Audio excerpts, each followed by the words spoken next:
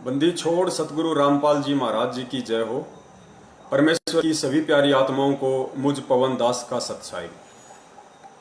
आज सभी पुण्यात्माओं का बहुत बहुत आभार और पूर्ण परमेश्वर सतगुरु रामपाल जी महाराज जी के आशीर्वाद से आप सभी पुण्यात्माएं हर बार 8:30 बजे लाइव आ रही हैं और अपने अन्य भगत भाई बहनों को भी जागरूक करने का पुरजोर से काम कर रही हैं। हम सभी सत्सेवक भाई बहनों पे पूर्ण परमेश्वर सतगुरु रामपाल जी महाराज जी की विशेष दया है, उनका विशेष आशीर्वाद है आप और हमारे साथ में। जो परमेश्वर ने इतनी बड़ी दया बख्श रखी है, दाता ने इतनी बड़ी मेहर कर रखी है परमात्मा ने कि सतगुरु प्रगट दिवस 8 सितंबर 2020 के संदेशे आप सभी भगत भाई बहनों के माध्यम से परमात्मा घर घर में पहुंचवा रहा है। और सतगुरुदेव जी की प्रत्येक आत्मा अपने अंतःकरण से ये सोचने पर विवश हो रही है, मजबूर हो रही है कि भाई हम जिन्हें परमात्मा कहते हैं फिर हम उनका जन्मदिन कैसे मना सकते हैं। ये तो सारी भक्ति का ही सत्यानाश हो जाएगा। तो पुण्यात्माओं, आप और हमारी जो सेवा बन रही है सतगुरु आशीर्वाद से, परमेश्वर ने जो सेवा आप और हम जैसे तुच्छ जीवों को बख्श रखी है, पुण्यात्मा उस सेवा का कोई वारन पार नहीं है। आज वर्तमान है और वर्तमान में भगवान कभी भी अपने भगत को श्रेय नहीं देता है। भगत के शरीर छोड़ने के बाद परमात्मा एक महिमा के रूप में फिर आने वाली पीढ़ियों के सामने उन भक्तों की महिमा का एक उदाहरण पेश करता है और आगे आने वाली पीढ़ियां उन भक्तों के जो सुक्रम थे उनको आधार बना के उनसे शिक्षा लेते हुए फिर आगे अपने भक्ति मार्ग को प्रशस्त करती हैं, सावधान रहती हैं। जिस प्रकार 650 साल पहले परमेश्वर कबीर साहिब जी काशी में प्रकट हुए थे, उस समय परमेश्वर ने कितने उदाहरण पेश किए। अर्जुन सर्जुन का उदाहरण पेश किया, उसके बाद परमेश्वर ने मीराबाई जी का भी उदाहरण पेश किया, गणिका माई का उदाहरण पेश किया, परमेश्वर ने सिकंदर लोधी जी का उदाहरण पेश किया, रविदास जी का उदाहरण पेश किया। परमेश्वर ने उस समय उन आत्माओं की जो महिमा थी, उन आत्माओं के माध्यम से परमेश्वर ने जो काम करवाए या स्वयं उन आत्माओं का रूप धारण करके परमेश्वर ने जो जो सुक्रम भक्ति मार्ग में किए, पुण्यात्माओं उस समय तो उन आत्माओं को भनक भी नहीं थी कि हम क्या कर रहे हैं। करने वाले सब कुछ परमेश्वर थे। उस समय उन आत्माओं को भनक नहीं थी, क्योंकि परमेश्वर को इस बात का पता है, वो अंतर्यामी होता है कि जीव जीव होता है और पीव पीव होता है। पीव यानी परमात्मा और जीव एक आत्मा। मालिक को पता था कि यदि इनकी यहां पे महिमा बन जाएगी तो ये जीव कभी भी भ्रमित हो सकता है, भक्ति मार्ग से दूर हो सकता है, इसके मन में मान बढ़ाई उजागर हो सकती है, अहंकार आ सकता है। तो परमेश्वर ने उस समय उन आत्माओं के माध्यम से जो जो सुक्रम किए, उन महिमाओं को उस समय वर्णित नहीं किया, लेकिन आज उन आत्माओं के जाने के बाद आज वही उदाहरण आप और हमारे सामने पेश किए जा रहे हैं। उन आत्माओं को महान बताया जाता है। सतगुरुदेव जी कहते हैं कि नानक जी जैसी पुण्य आत्माएं, धर्मदास जी जैसी पुण्य आत्माएं, रविदास जी जैसी पुण्य आत्माएं, पुण्यात्माओं आज उन आत्माओं को एक उदाहरण के रूप में परमेश्वर आप और हमारे सामने पेश कर रहे हैं। ठीक इसी प्रकार, ठीक इसी पैटर्न पे, इस भक्ति मार्ग और विधान के अनुसार सतगुरुदेव जी ने जो हमें अपने अनमोल सत्संगों में जो बताया, जो समझाया, उस आधार से पुण्यात्माओं आज जो काल भगवान के साथ में परमेश्वर के यंत्र सत्सेवकों की ज्ञान आधार से जो लड़ाई चल रही है और जो उदाहरण बन रहे हैं वर्तमान में कि परमेश्वर के बच्चे कितनी शालीनता से, कितने धैर्य के साथ में और किस तरह परमेश्वर के ज्ञान को आधार बनाते हुए विवेक के साथ में इस भक्ति मार्ग पे चल रहे हैं। सांसारिक और सामाजिक जो परिस्थितियां हैं उनको भी साथ साथ निभा रहे हैं और भक्ति मार्ग में परमेश्वर ने हमें जो सेवा दे रखी है, सुमरण दे रखा है, नित्य नियम आरतियां दे रखी हैं, जो नियम और मर्यादाएं दे रखी हैं, उनका भी साथ साथ हम निर्वाह कर रहे हैं। उनको भी हम तन्मयता के साथ में सतगुरु आशीर्वाद से निभा रहे हैं, उनको पूरा कर रहे हैं। पुण्यात्माओं, आने वाले समय में परमेश्वर ने कहा है कि 1000 वर्ष तक कम से कम ये भक्ति मार्ग निर्बाध रूप से चलेगा। यानी कलयुग में जो सतयुग है उसका समय परमेश्वर ने आगामी 1000 वर्ष के लिए निर्धारित किया है। पुण्यात्माओं, आप और हम जीव हैं, हम एक लिमिट समय के लिए यहाँ पे हैं। हमारे श्वासों का लेखा जोखा परमेश्वर ने निर्धारित कर रखा है। कोई 20 साल जिएगा, कोई 25 साल जिएगा, कोई 50 साल जिएगा, तो कोई 70 साल जिएगा। ठीक इसी प्रकार आज जो पूर्ण परमेश्वर कबीर साहिब जी, परम पूज्य सतगुरु रामपाल जी महाराज जी के स्वरूप में 8 सितंबर 1951 से इस पृथ्वी पर प्रकट हैं, विद्यमान हैं। उन्होंने भी काल लोक के विधान के अनुसार कि जो आया है वो जाएगा, उस आधार से उन्होंने भी एक दिन ये जो ओवरकोट है जो अपने तेजपुंज के शरीर के ऊपर उन्होंने डाल रखा है, इसको उतारना पड़ेगा, इस कोट को भी छोड़ना पड़ेगा। तो पुण्यात्माओं, 1000 साल तक जो मार्ग चलेगा उस समय ना ही तो सतगुरुदेव जी इस वर्तमान शरीर में रहेंगे, क्योंकि ये उन्हें भी छोड़ना पड़ेगा काल लोक के विधान के अनुसार। और आप और हम जैसी पुण्य आत्माओं की तो औकात ही क्या है, हमें भी छोड़ना पड़ेगा। तो पुण्यात्माओं, आगामी जो आत्माएं हैं जो 1000 वर्ष तक बिना सतगुरुदेव जी की, बिना अपने गुरु की उपस्थिति के जो भक्ति करेंगी, पुण्यात्माओं, उन आत्माओं के लिए क्या आधार रहेगा? वो आत्माएं किस चीज को आधार बना के भक्ति करेंगी, कैसे वो दृढ़ होंगी इस भक्ति मार्ग पे?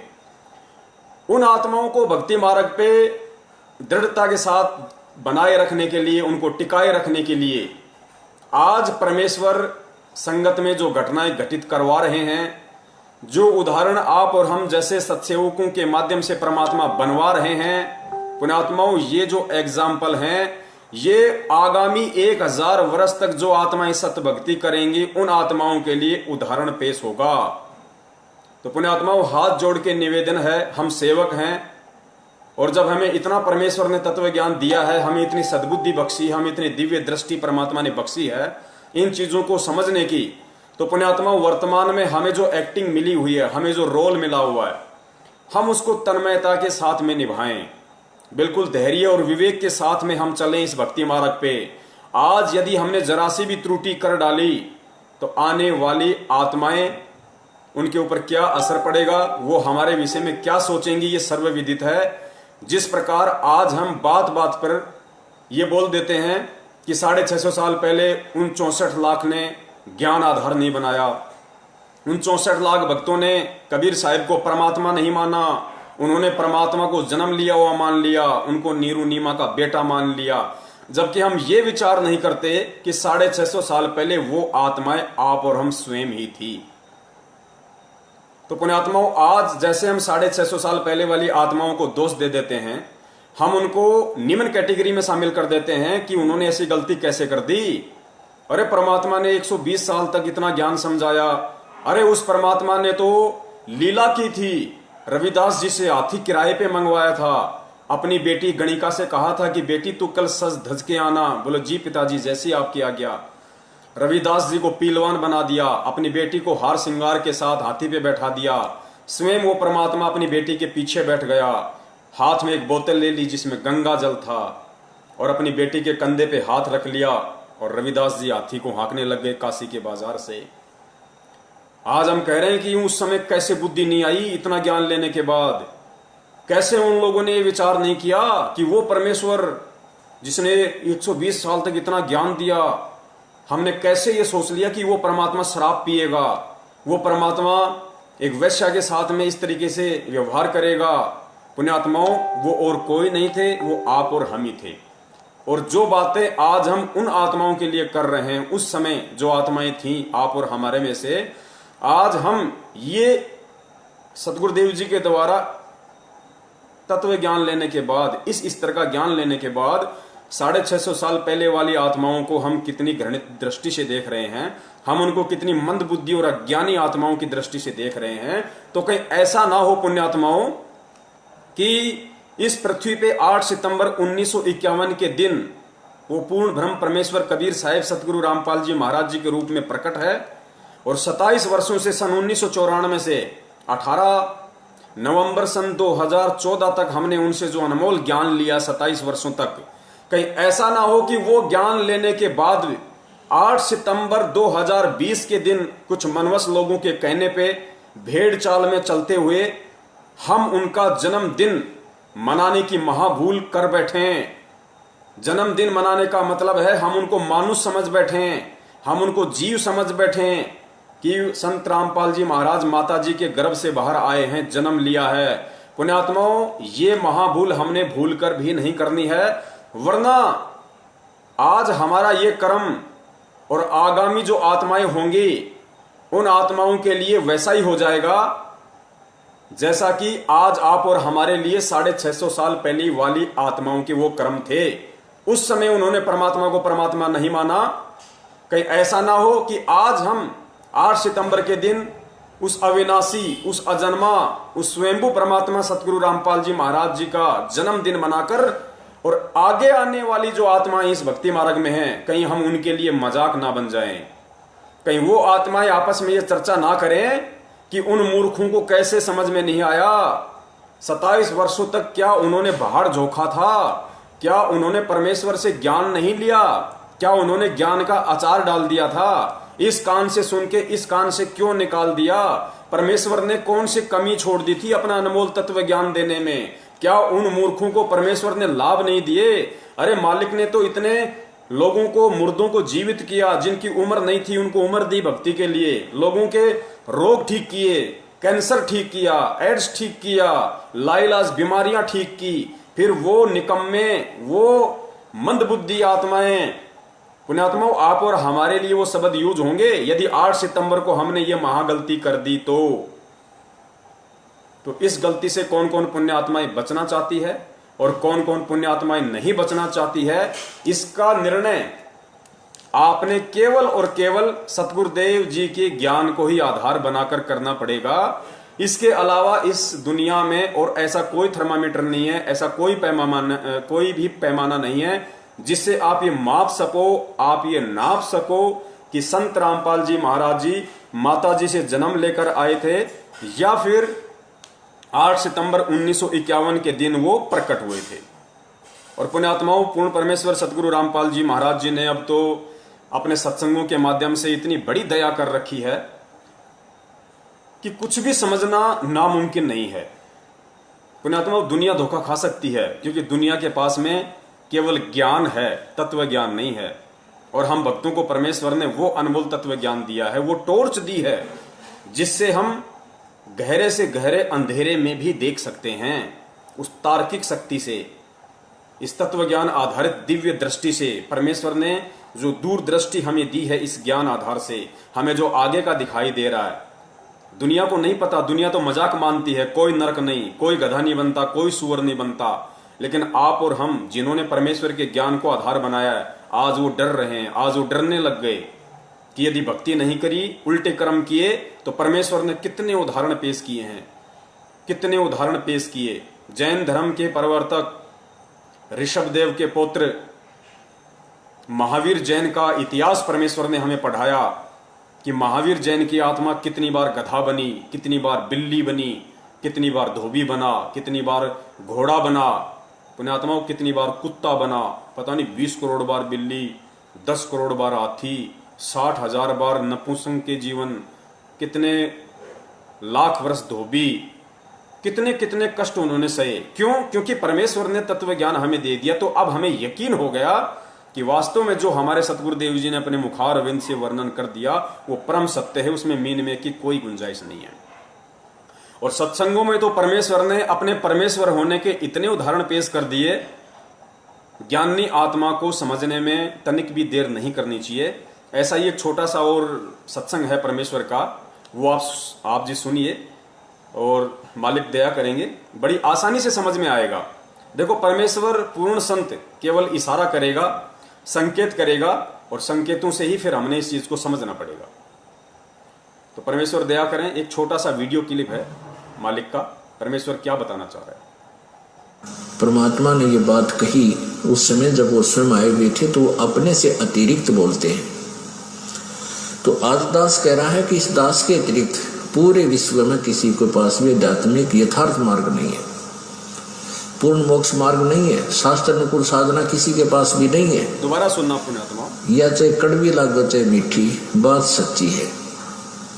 अभिमान नहीं, परमेश्वर अपने तत्व ज्ञान समझ अतिरिक्त ही बोलते हैं। सुनना, परमात्मा ने ये बात कही उस समय जब वो स्वयं आए हुए थे, तो वो अपने से अतिरिक्त बोलते हैं, अपने से अतिरिक्त। तो आज दास कह रहा है कि इस दास के अतिरिक्त पूरे विश्व में किसी के पास भी आध्यात्मिक यथार्थ मार्ग नहीं है। पुण्यात्माओं, पूर्ण परमेश्वर सतगुरु रामपाल जी महाराज जी ने ये जो 20 सेकंड का छोटा सा जो वीडियो आप और हमारे सामने प्रस्तुत किया है, पेश किया है, इसमें कितना बड़ा रहस्य छुपा है। परमेश्वर ने साबित कर दिया कि मैं ही कबीर हूं, मैं ही परमेश्वर हूं।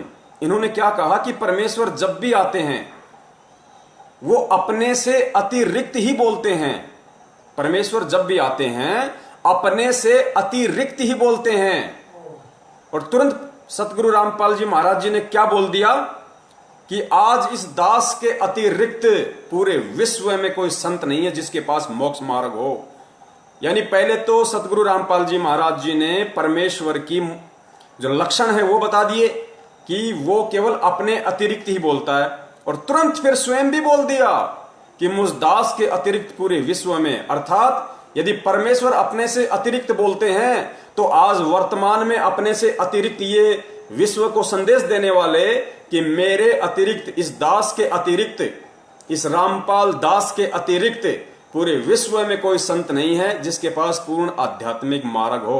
एक बार दोबारा से सुन लो पुण्यात्माओं, यही संकेत होते हैं परम संत के, यही वो तत्व ज्ञान है जिसका हमें निष्कर्ष निकालना है। एक बार पुनः सुन लीजिए, शायद परमेश्वर दया कर दें। परमात्मा ने ये बात कही उस समय जब वो स्वयं आए हुए थे, तो वो अपने से अतिरिक्त बोलते हैं। तो आज दास कह रहा है कि इस दास के अतिरिक्त पूरे विश्व में किसी के पास भी आध्यात्मिक यथार्थ मार्ग नहीं है, पूर्ण मोक्ष मार्ग नहीं है, शास्त्र अनुकूल साधना किसी के पास भी नहीं है। पुण्यात्माओं, शब्द सैन सतगुरु की पछाणी पाया अटल सुहाग रे, यही वो संकेत है, यही वो इशारे होते हैं पूर्ण संत के सत्संगों के बीच बीच में, जो हम आत्माओं ने उनके ज्ञान को आधार बना के पकड़ना पड़ता है, समझना पड़ता है। सद्बुद्धि भी परमेश्वर ही देता है, लेकिन परमेश्वर सद्बुद्धि देगा कब? जब हम उसको परमेश्वर मानेंगे। यदि हम उनको खाली रामपाल मानेंगे, कोई संत मानेंगे, एक साधारण सा गुरु मानेंगे, तो वो सद्बुद्धि, वो परमेश्वर बख्शिश नहीं करेगा जिसकी हमें अति आवश्यकता है। क्योंकि भक्ति मार्ग में गुरुदेव ने बताया कि बिना विश्वास के, यदि आपको भक्ति मार्ग में विश्वास नहीं है, क्योंकि भक्ति मार्ग का आधार क्या है? भक्ति मार्ग का आधार सर्वप्रथम शास्त्र होता है, और शास्त्र से जब यह साबित हो जाता है कि पूर्ण संत कौन है, और यदि आप उस पूर्ण संत की शरण में आ जाते हो, तो उसके बाद भक्ति मार्ग का आधार वो शास्त्र ना होकर वो परम संत हो जाता है। आपका गुरु ही आपका आधार हो जाता है। गुरुदेव कहते हैं ना, भाई कर ले गुरु वकील मुकदमा भारी है, भाई कर ले गुरु वकील मुकदमा भारी है। हम शरीर छोड़ते वक्त सोचें कि ये शास्त्र अपने कांख में दबा के ऊपर ले चलेंगे और हम पार हो जाएंगे, नहीं, हमें सतगुरु की ही आवश्यकता पड़ेगी। इसलिए इस भक्ति मार्ग में जब तक हमें विश्वास नहीं होगा, क्या विश्वास नहीं होगा कि मैं जिनकी भक्ति कर रहा हूं और मैं जिनके शरण में हूं वो कोई परम शक्ति है या नहीं है। एक छोटी सी ऑडियो क्लिप, क्योंकि ये थोड़ी भूमिका बन रही है पुण्यात्माओं, आगे परमेश्वर आज जो खुलासा करवाएंगे, क्योंकि बहुत सारे भगत भाइयों की काफी शंकाओं का तो परमेश्वर ने वीडियो बनवा के 2-4 दिन से काफी तो निवारण हो गया है उनकी शंकाओं का, लेकिन कुछ एक भगत भाइयों की ये शंका रह गई कि भाई बाकी बात तो ठीक है, हमारे समझ में आ गई कि संत रामपाल जी महाराज जी अकेले वो संत हैं जिन्होंने दुनिया में ये अनमोल तत्व ज्ञान दिया है। शास्त्रों को खोल खोल कर खुले में टीवी चैनलों पे यदि किसी ने दिखाया है तो केवल हमारे पूज्य गुरुदेव सतगुरु रामपाल जी महाराज जी हैं। लेकिन हमारे शंका इतनी सी है कि भाई कबीर साहिब जी ने कभी शादी नहीं की, कबीर साहिब जी के कभी बच्चे पैदा नहीं हुए, तो समझ में हमारे ये नहीं आ रहा कि यदि 8 सितंबर 1951 से यदि वो प्रकट हैं, संत रामपाल जी महाराज जी के स्वरूप, उनके शरीर को काम में लेते हुए यदि साक्षात वो कबीर परमेश्वर ही उनके स्वरूप है, उस रूप में है, तो शादी क्यों की? अंजू मंजू वीरेंद्र और मनोज को पैदा क्यों किया? अनारो माई के पति क्यों कहलाए? ये परमेश्वर के तो ये कर्म नहीं होते कि वो शादी करता है, वो बच्चे पैदा करे। अब इस बात को तो हम झुठला भी नहीं सकते, क्योंकि उनके 4 बच्चे भी हैं, उन्होंने शादी भी की है। तो पुण्यात्माओं, आज का ये महत्वपूर्ण विषय होगा और ससबूत परमेश्वर इसको साबित करवा देंगे, आज ही करवा देंगे। हमारा एक भाई था पहले, अब तो वो गुरुद्रोही हो गया। देखो पुण्यात्माओं, आत्मा सब परमात्मा की है, चाहे गुरुद्रोही की हो या चाहे वर्तमान भगत की हो। राग द्वेष हमें ना गुरुद्रोही से करना है, ना हमें किसी जगत वाले से करना है, ना हमें किसी वर्तमान से करना है। तो परमेश्वर ने सिखाया ही नहीं। गुरुद्रोही अपना कर्म भोगेगा, भगत अपना सुक्रम पाएगा। ठीक है, हमें जो मर्यादा जो परमात्मा ने बताई है, गुरुद्रोही से जो बचने के तरीके परमेश्वर ने बताए हैं, हमें उनको अवश्य फॉलो करना है। बाकी राग द्वेष हमें किसी से नहीं करना। तो हमारा जो संजय भाई था वो अभी गुरुद्रोही हो चुका है, पूर्ण रूप से गुरुद्रोही हो चुका है। स्वयं वो जगत गुरु की उपाधि ले चुका है, पूर्ण गुरु की उपाधि ले चुका है, तत्वदर्शी संत की उपाधि ले चुका है वो।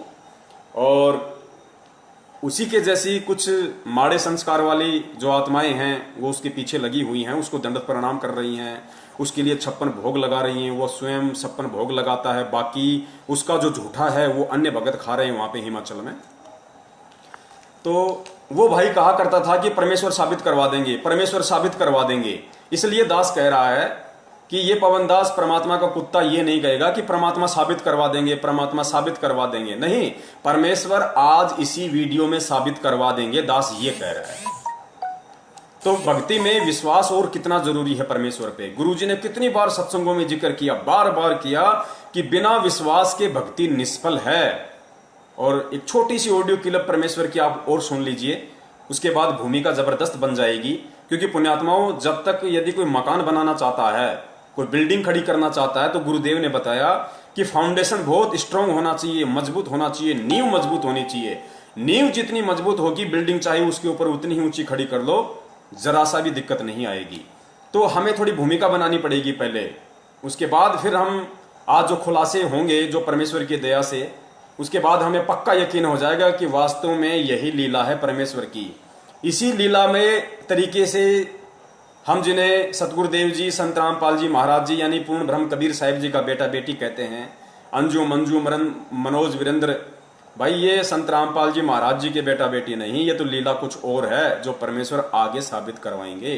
तो एक छोटी सी ऑडियो क्लिप हम और सुने परमेश्वर के मुख कमल से कि भक्ति मार्ग में विश्वास की क्या महत्वता है। अब उधर से परमात्मा उसी दिन रात्रि में सत्संग कर रहे थे 7-8 बजे से, और सर्दियों का मौसम था। अब कुछ भक्त सामने आसपास बैठे थे। एकदम परमात्मा ने क्या किया, ऐसे मुंह पर करनो हाथ फेर कर ऐसे झटका दिया। आसपास के बैठे भक्तां के छिट्टे लगे।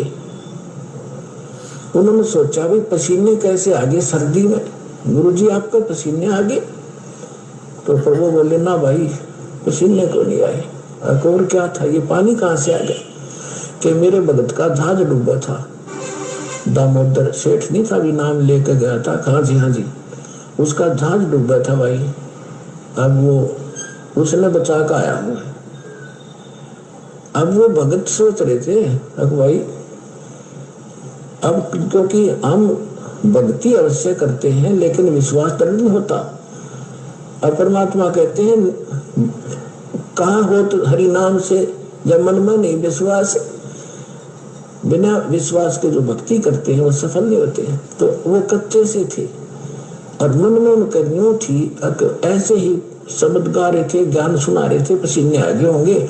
हमारे सामने बैठे और वहां कैसे समुद्र में जहाज बचा के आए हैं, वो तो बात कही आई।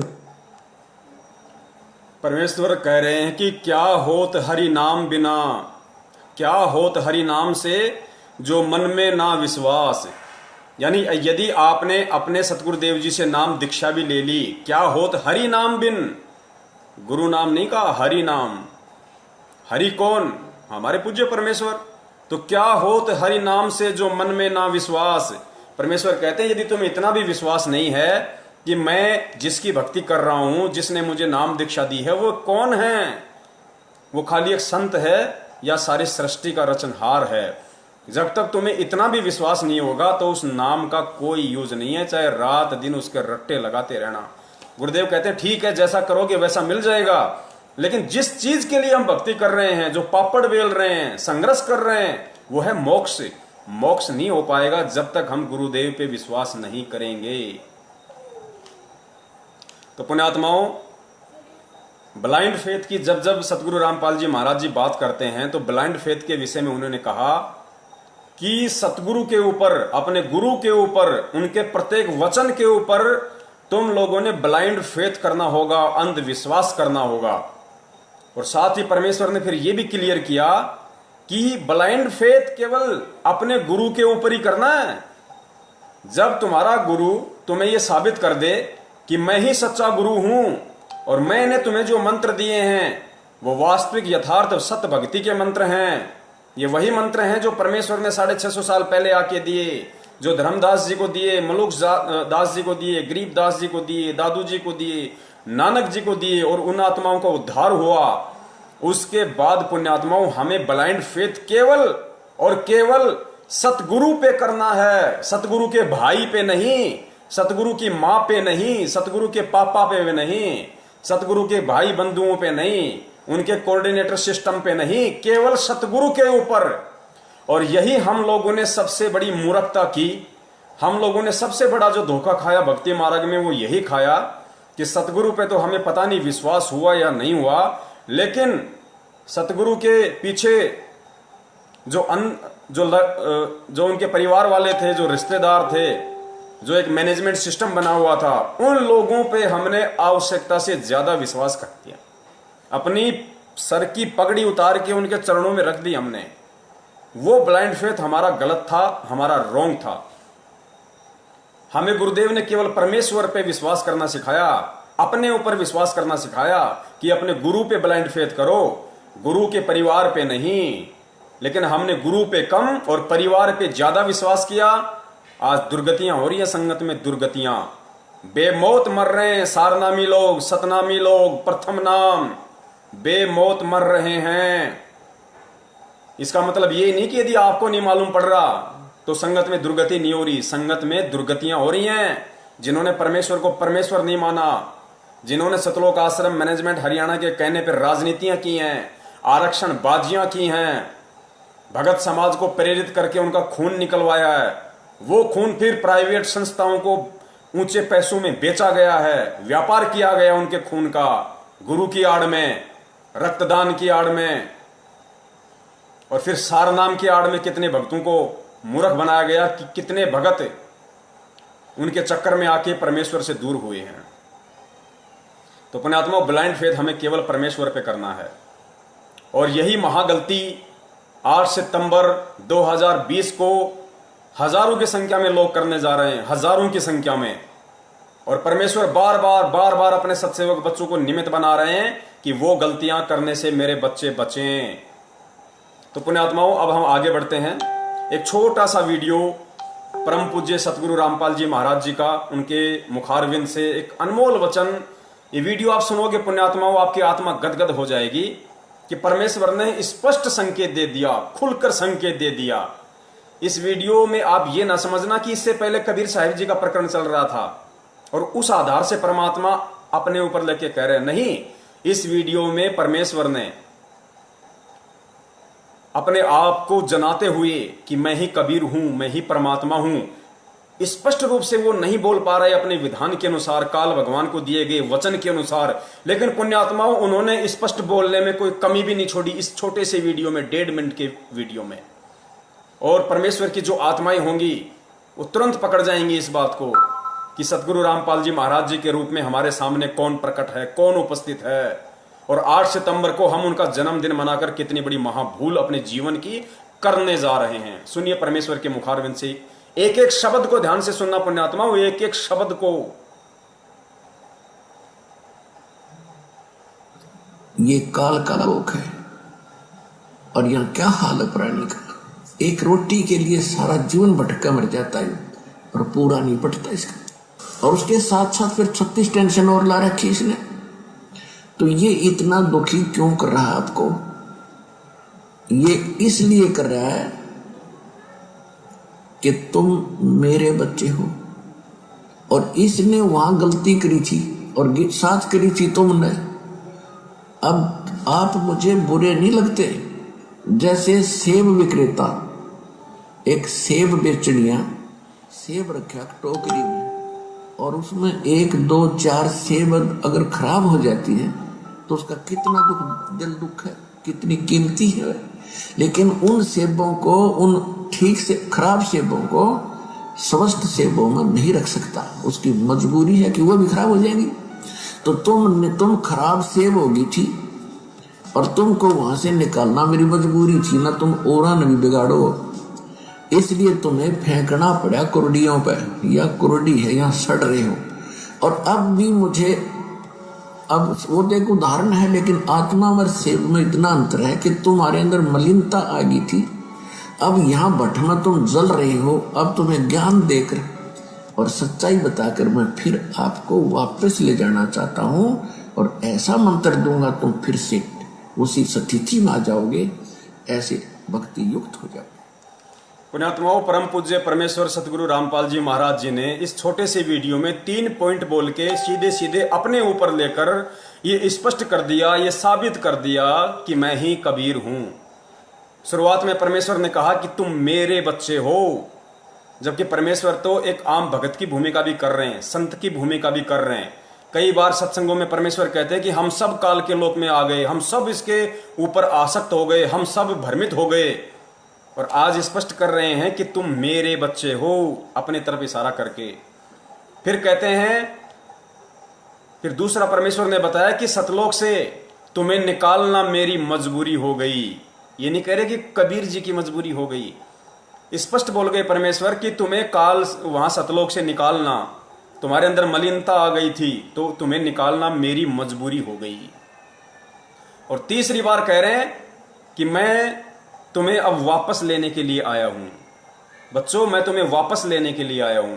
पुण्यात्माओं, और संकेत होते क्या हैं? संकेत यही तो होते हैं। अब इससे ज्यादा गूढ़ संकेत परमेश्वर देंगे तो हम समझ ही नहीं पाएंगे, क्योंकि हमारी बुद्धि वहां तक काम ही नहीं करेगी। पुण्यात्माओं, हम जीव हैं, जीव, चाहे यहां कोई राष्ट्रपति हो, चाहे प्रधानमंत्री हो, और जीव की सोच, जीव की मेमोरी केवल कुछ MB की है, 1 या 2 MB बड़ी मुश्किल से। यहां का जो बड़े सा बड़ा, जो हम विद्वान समझते हैं, जिसको वैज्ञानिक समझते हैं, साइंटिस्ट समझते हैं, जिसने बड़े से बड़े आविष्कार किए हैं, उसकी बुद्धि केवल कुछ MB की है। और परमेश्वर का ज्ञान है करोड़ों जीविका, करोड़ों जीविका। तो सोचो वो कैसे समा सकता है हमारे अंदर? नहीं। इसलिए परमेश्वर उसी तरीके से संकेत करते हैं, उसी तरीके से इशारा करेंगे जो हम समझ सकें, जो हम समझ सकें। और हमारे लिए उतना ही पर्याप्त है कि वो संकेत समझ के हम निकल ले यहां से। तो विषय हमारा सतगुरु प्रकट दिवस को लेकर है, और 2 दिन तक और परमेश्वर दास को लाइव लेके आएंगे छोटे छोटे मुद्दों पे, ताकि परमेश्वर की आत्माओं तक संदेशा ज्यादा से ज्यादा जाए।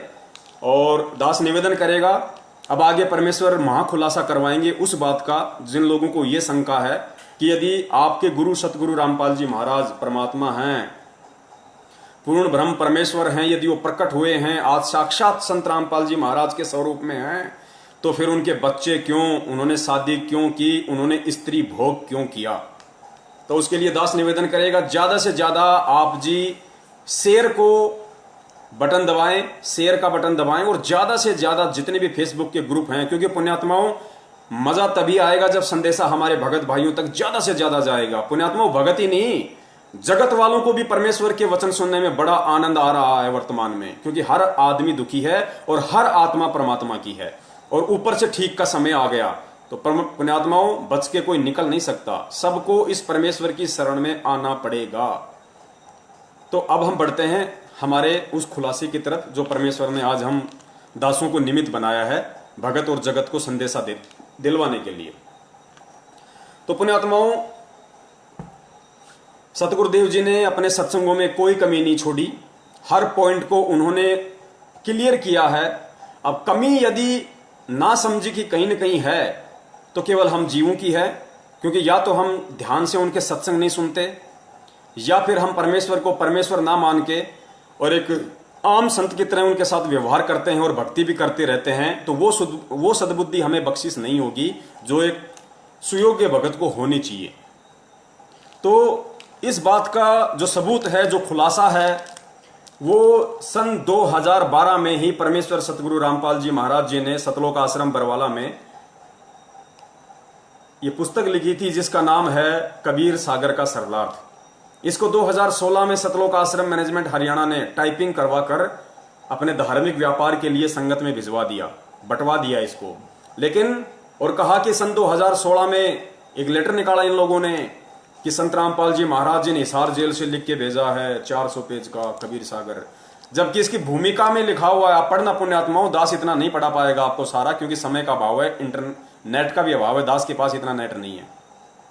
इसकी भूमिका में लिखा हुआ है, सतगुरु रामपाल जी महाराज जी स्वयं कह रहे हैं कि इस दास ने मात्र 2 महीने के अंदर अंदर पूरे कबीर सागर को पढ़ा, उसका निष्कर्ष निकाला, और पूरा निष्कर्ष निकाल के मात्र 2 महीने के अंदर अंदर सन 2012 में इस कबीर सागर को लिपिबद्ध कर दिया था। मैनेजमेंट ने तो केवल इसको टाइप करवाया, टाइप, और कुछ मिलावट भी कर रखी है, वो भी आपको बताएंगे, वैसे तो वीडियो बने हुए हैं उसके ऊपर। तो परमेश्वर ने इसी के अंदर वो गहरा रहस्य छुपा रखा है। उस सवाल का जवाब परमेश्वर ने इस कबीर सागर के पेज नंबर 70 के ऊपर छुपा रखा है पुण्यात्माओं। पेज नंबर 70 ध्यान से पढ़ना, ज्यादातर भक्तात्माओं के घर पे रखा भी होगा। तो चलिए हम सीधे चलते हैं point two point, page number 70 पे। पेज नंबर 70, ये देखिए पुण्यात्माओं, ये है पेज नंबर 70। आपको उल्टा दिखाई देगा, इसलिए दास पढ़ के आपको सुनाएगा, आप देख लेना अपने घर पे। इसमें दास आपको थोड़ा सा मौखिक बता देता है। इसमें श्री कृष्ण जी का मैटर है, थोड़ा सा श्री कृष्ण जी और दुर्वासा ऋषि जी का थोड़ा सा मैटर है। और मैटर ये है कि परमेश्वर ने ये जो अनमोल कथा इस कबीर सागर के पेज नंबर 70 पे लिपिबद्ध की है, इसका बहुत बड़ा रहस्य था।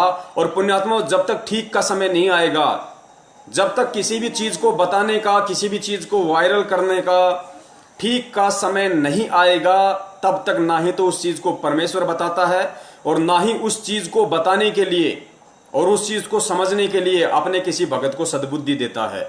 जब ठीक का समय आएगा तो परमात्मा भैसाराम से भी वेद मंत्र बुलवा देगा, वो इतना समर्थ है। तो दास की और मेरे जितने भी सत्सेवक भाई बहन हैं, उनकी कोई औकात नहीं है कि हम आप लोगों को इस वक्त ये संदेश दे सकें। हमारी स्थिति तो उस गधे की जैसी है जिसके विषय में कहा जाता है कि अल्लाह मेहरबान तो गधा पहलवान।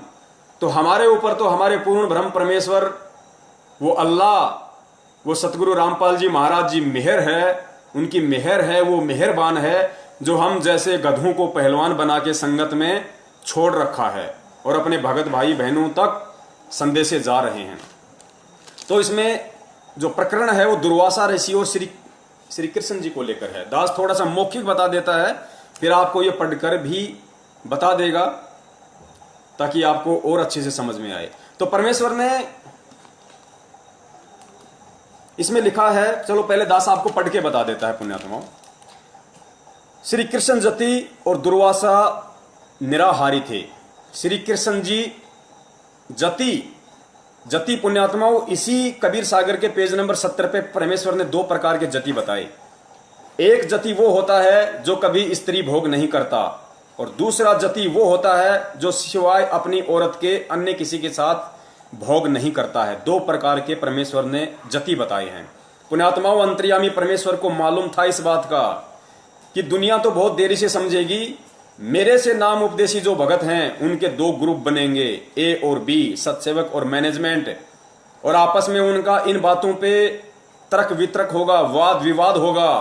तो अंतर्यामी परमेश्वर ने 2012 में ही ये महत्वपूर्ण उदाहरण प्रस्तुत करके छोड़ दिया था कि जब ठीक का समय आएगा तो एक भाई दूसरे भाई को समझाने के लिए मेरे द्वारा लिपिबद्ध इस कहानी का उपयोग करेगा।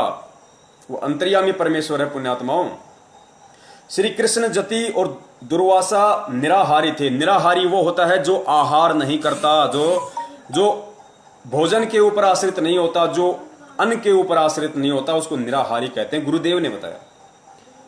कबीर जी ने कहा कि हे धर्मदास, आप जी को पता है कि श्री कृष्ण जी की 8 स्त्रियां तो वे थी जिनसे उन्होंने विवाह किया था।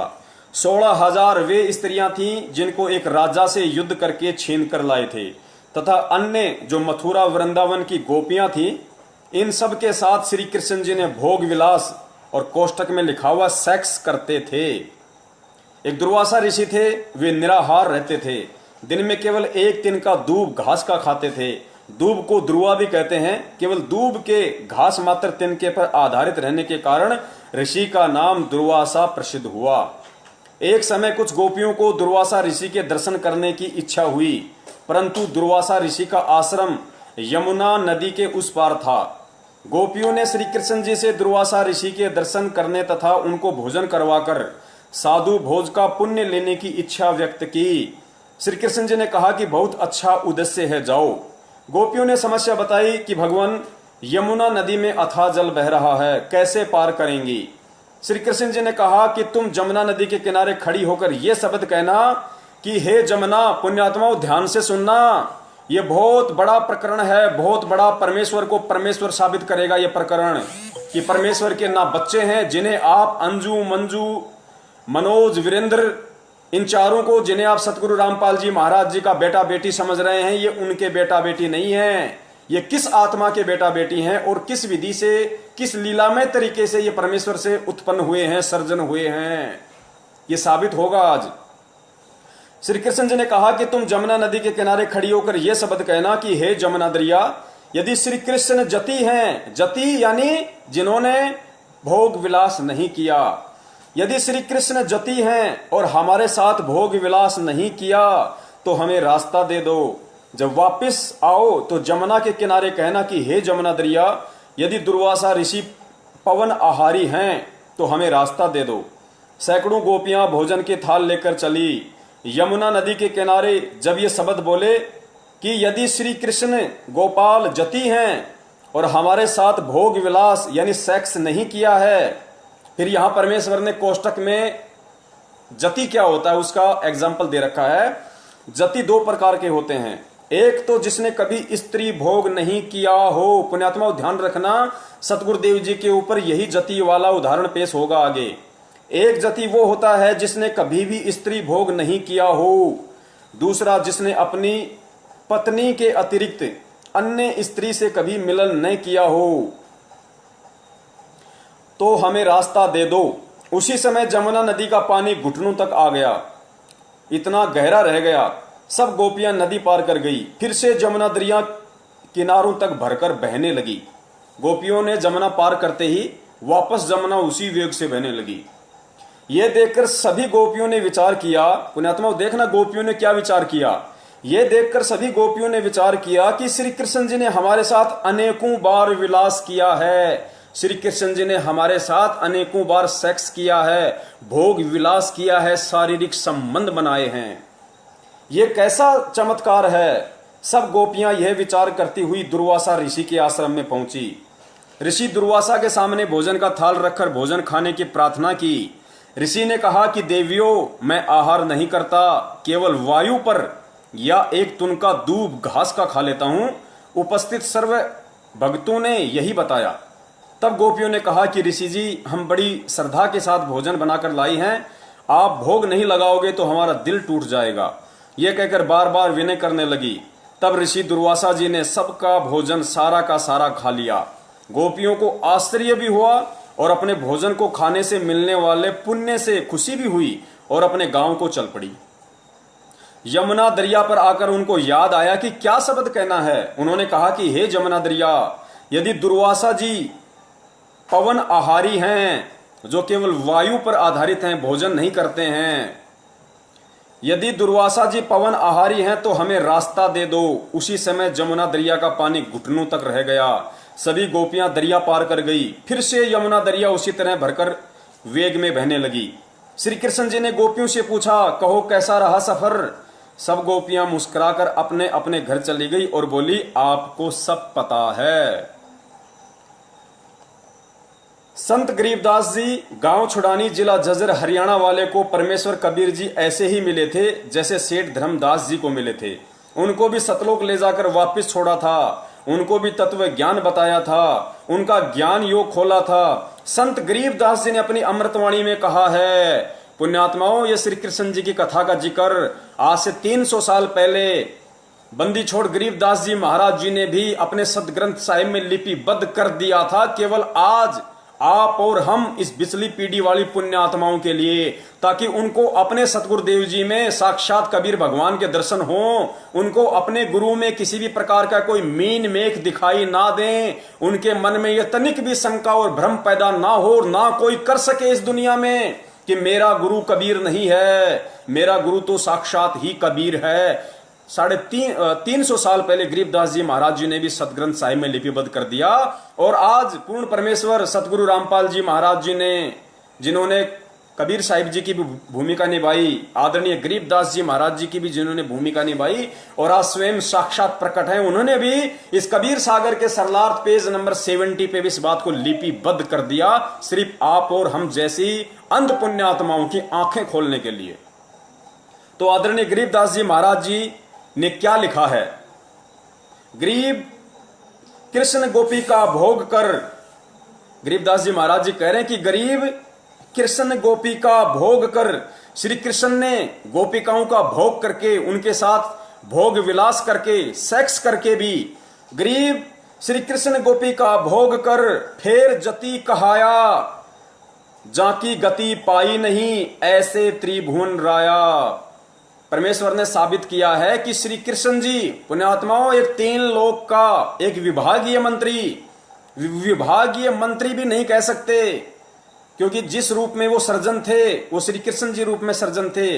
विभागीय मंत्री उनको श्री विष्णु रूप में कह सकते हैं। श्री कृष्ण जी जो श्री विष्णु जी के अंश अवतार थे, या काल भगवान के भी आप उनको अंश अवतार बोल सकते हैं, क्योंकि उन्हीं की प्रेरणा से ये सब काम होते हैं यहाँ पे काल लोक में।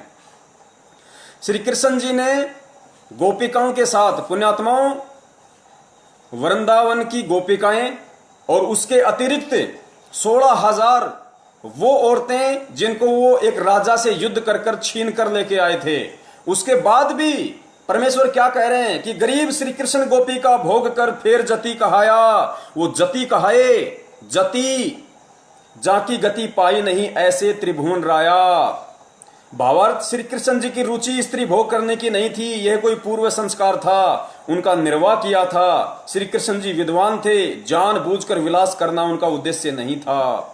फिर आगे दुर्वासा ऋषि के विषय में लिखा परमेश्वर ने, ऋषि दुर्वासा तप करे, दुर्वा करे आहार, प्रेम भोज गोपियन का खाया, तनिक लनाई वार। दुर्वासा पवन आहारी थे, सब भोजन खाया, श्रद्धालु की श्रद्धा पूर्ण कीनी, ताते भोग लगाया। पुण्यात्माओं, इस कथा से केवल हमें इतना ही सारांश लेना था। इस कथा से परमेश्वर ने यह साबित किया है कि श्री कृष्ण जी जो एक छोटी सी पावर थी, पुण्यात्माओं, परमेश्वर के तो पैर के नाखून के 1,00,000वें हिस्से के बराबर भी श्री कृष्ण जी नहीं है, और ना ही दुर्वासा ऋषि जी थे, क्योंकि ये सब भी उसी परमेश्वर से प्राप्त पावर से अपने सारे काम करते हैं। क्योंकि काल भगवान आप और हमारी भक्ति कमाई से टैक्स लेता है, गुरुदेव ने बताया, उस टैक्स से ही अपना सारा सिस्टम चला रहा है। इन आत्माओं से भक्ति करवा देता है ओम नाम की, इन आत्माओं से किसी जन्म में वो तप करवा देता है, उस तप के बदले फिर उनको इस तरह का जीवन दे देता है, इनकी महिमा बन जाती है।